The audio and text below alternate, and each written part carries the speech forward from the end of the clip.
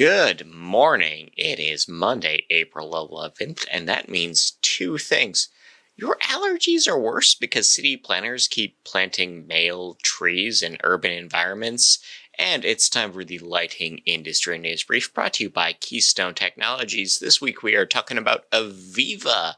These are a new family of retrofit trim kits. These are designed for existing screw-in based recessed light fixtures in residential and maybe a few light-duty commercial applications. Super easy install, screw into the ceiling socket of any existing light, no junction box, and these do come with a gimbal unit, so you can deal with vaulted ceilings. That's KeystoneTech.com. Downlights, made easy. Into the news. The USTR will be maintaining some tariffs from the previous administration. Notably, Chinese switches, sensors, connectors, and LED strips will be subject to the same taxation as before, at least until the end of the calendar year. GE Current, a Daintree company, will be raising prices. As of June 1st, legacy lamps, ballasts, and drivers for LED tubes are going to be more expensive, different rates for different products. Check their website for all those details. On update on Reggianni filing for bankruptcy, in that they are filing for bankruptcy under Chapter 7. This will mean a total liquidation of U.S. branch off assets. We have a recall on Celebrate lighting systems. These devices were not certified by the CSA. AMS Osram dropped a whole bunch of news on us in that they will be opening a new lighting plant in Malaysia. They will be selling off 3 divisions, Traxon, Claypaky, and Digital Systems Eurasia. They're all for sale now. And they have a new strategy to become the leaders in optical solutions. Inline has bought Williams. These are 2 electrical suppliers merging. We have a former Philips plant in Bath, New York, scheduled for demolition. The lighting industry as a whole, 94 donors, have donated $49,000 to UNICEF in hopes of benefiting the Ukraine. I'm sorry, just Ukraine. The Ukraine is a Sovietism. That's a thing. We have a new standard from NEMA. This is a new measurement for power use while not active. You can read that right now. The federal government of the U.S. has released $500 million in funds for building better schools. Some of that will go to lighting and HVAC upgrades. Cree Lighting has shared their Q2 results with $449 million in net sales that quarter.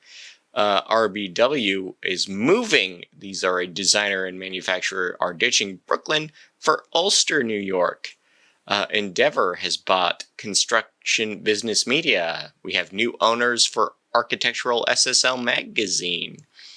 Acuity's Q2 is looking up, with net sales up by 17%, and the CISBE and LIA are planning a new circular economy program. This is a UK building services plan in the face of TM66 Luminaire sustainability.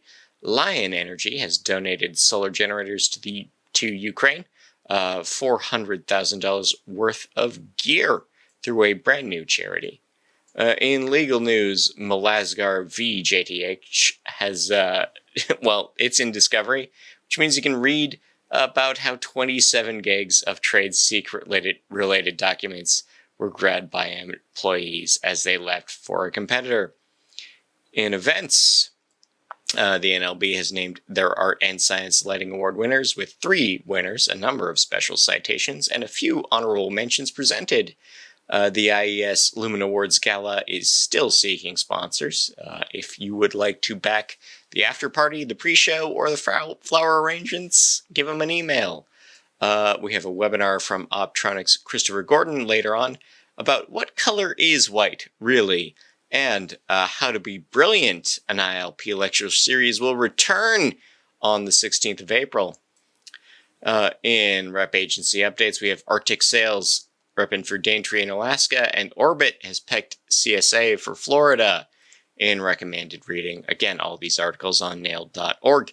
We have how to calculate light levels for office work. We have 2022, the year we bounce back, ? We have a case study of the Shanghai Jingwang Center. We have the safest way to dispose of lighting waste. We have a new pulse of lighting for this quarter.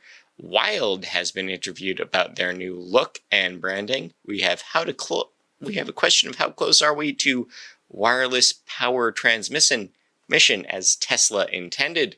We have the best cheap motion sensors on the market right now. We have a discussion of what really isn't in a name for Daintree's latest acquisitions. We have lighting tips for stained glass. And we have light for the sentient building. This is an article from Craig DeLuey, where I think he might mean sapient, not sentient, but that's me being a bit of a dork. In IoT news, Haifa in Israel can measure how smart your city is. They have a new set of criteria for charting IoT projects on the urban development, and Legrand has partnered with Colorbeam. This is a new alliance for controls and fixtures outdoors. In market projections, mercury lighting will gain by 1%, and we have a 5% gain for copper wire. In R&D, Russell Foster of Oxford says that circadian science isn't ready for the field quite yet, so any claims you get from anyone else, take with a grain of salt. Like this one from the Cincinnati Children's Hospital, selling their circadian lighting tech to BIOS. We have a new solar cell that works after sunset through the power of heat sinks from Stanford U. And we have mapping urban shadows. This is a new tool that will predict shade trespass for solar projects. In dark sky news, the DLC is now accepting applications for Luna certifications. If you sleep poorly, you will gain weight. There is a brand new dark sky reserve that crosses the Texas-Mexico border and is, in fact, the world's largest so far.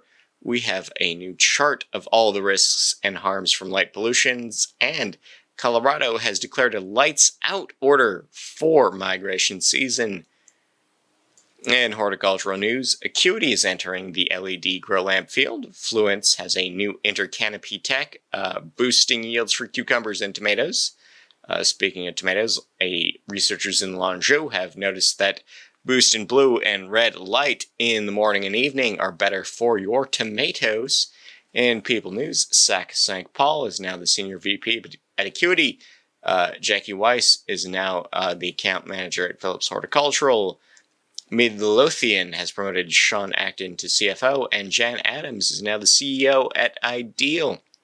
In local news, Connecticut has canceled a highway lighting project.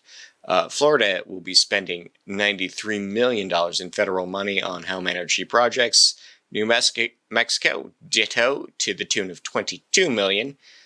Albuquerque has neared the end of their LEDification project in the Southwest. Wilsonville, Oregon has upgraded a new streetlight plan.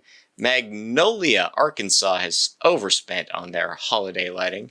The city of Chicago has offered rebates in home security upgrades, which include motion-sensitive lighting.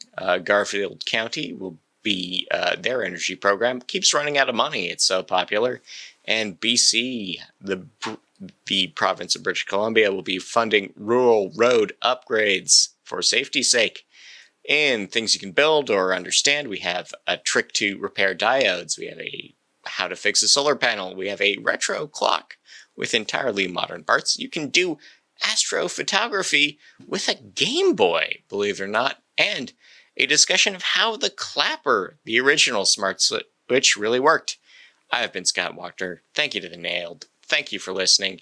If you're catching this on video, well, it's also on audio on your podcatcher of choice. And if you're listening or watching, you can also read this every Monday morning. Sign up for emails. Again, nailed.org. Have a great week. Enjoy the music.